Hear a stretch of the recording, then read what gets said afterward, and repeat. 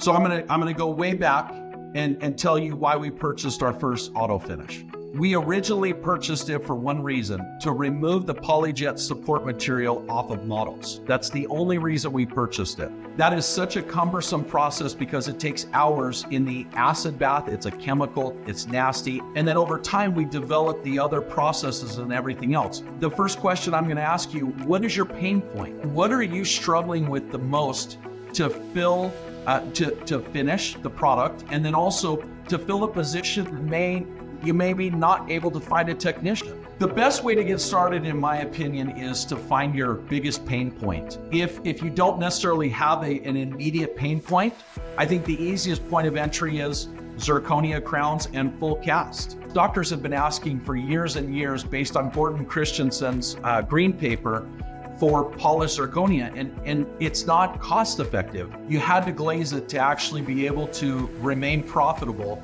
And the doctors that were looking for it to be polished, it never comes out looking as good. So there's a lot of studies, including Gordon Christensen, showing that when you glaze zirconia, it actually weakens and makes the material brittle.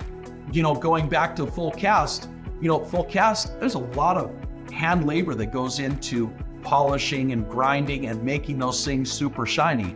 With the Autofinish, you can get 50 to 100 units per barrel, whether you're working with the 250 or the 500. That's only an hour-long process. I mean, you can literally finish hundreds of zirconia and full cast units in an hour every day. You could do 8 cycles of that.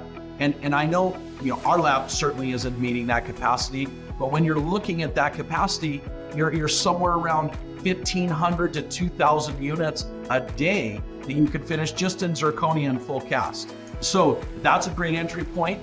Any of your conventional removables, such as injected dentures, milled base and teeth, card teeth, partial stay plates. Stay plates is a great one.